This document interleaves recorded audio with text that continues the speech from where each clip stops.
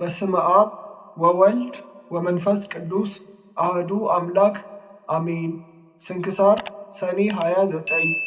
በዚህችም ቀን የንጉሥ ዳዊት ልጅ የኢትዮጵያ ንጉሥ ቴዎድሮስ አረፈ። ይህም ቅዱስ ከታናሽነቱ በእውቀትና በተግሣጽ አደገ። የቤተ ክርስቲያንንም መጻሕፍት የተማረ ደግሞም ቀስት ማፈናጠርንና ፈረስ ግልቢያን ተማረ። ኃይል ያለውም ብርቱ ሰው ሆነ። ከታናሽነቱም ጀምሮ በእግዚአብሔር ፍቅር ታሰረ። ገንዘቡን ለድሆችና ለችግረኞች ይመጸውት ነበር። አብያተ ክርስቲያንንም እጅ መንሻ ከመያዝ ጋር ይጎበኝ ነበረ።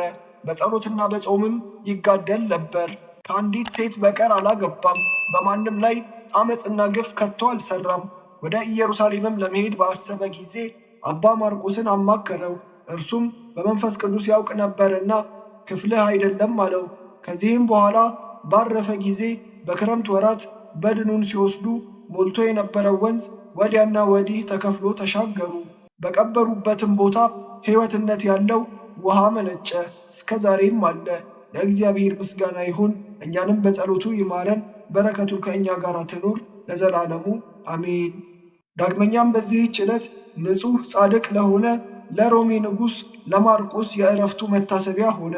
ይህም ቅዱስ በድንግልናው 5 ዓመት ነገሠ። ሕዝቡንም እግዚአብሔርን በመፍራትና በቅን ፍርድ ጠበቀ። እርሱንም ከመውደዳቸው የተነሳ ሚስትን እንዲያገባ መኳንንቱ አስገደዱት። እርሱ ግን በሌሊት ወደ ቤተ ክርስቲያን ገብቶ ከእመቤታችን ቅድስት ድንግል ማርያም ስዕል ፊት ቆሞ ጸለየ። እመቤቴ ሆይ ለአንቺና ለማይሻገር ንጉሥ ልጅሽ እገዛ ዘንድ ወደምሄድበት ምሪኝ አላት። እርሷም ወደ ቶርማቅ ተራራ ሂድ፣ እግዚአብሔርም ከአንተ ጋር ይኑር አለችው። ከዚህም በኋላ በሌሊት ወጥቶ ሄደ። ወደ ባሕር ወደብም በደረሰ ጊዜ ያለ መርከብ ተሻግሮ ወደ ቶርማቅ ተራራ ደረሰ። ያም ቦታ ደረቅ ነበረ።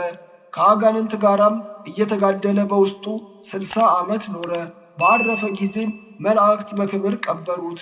ለእግዚአብሔር ምስጋና ይሁን፣ እኛንም በጸሎቱ ይማረን፣ በረከቱም ከእኛ ጋር ትኑር ለዘላለሙ አሜን። በዚህችም ቀን የከበረ አምደ ሚካኤል የሥጋው ፍልሰት ሆነ።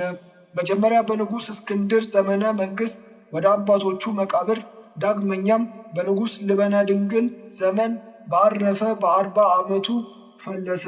አባቶቹ ነገሥታት ወደ ተቀበሩበት ወደ አትሮንሰ ማርያም አፍልሰው እንዲወስዱት ንጉሥ አዞ ነበርና። ለእግዚአብሔር ምስጋና ይሁን፣ እኛንም በቅዱሳን ሁሉ ጸሎት ይማረን ለዘላለሙ አሜን።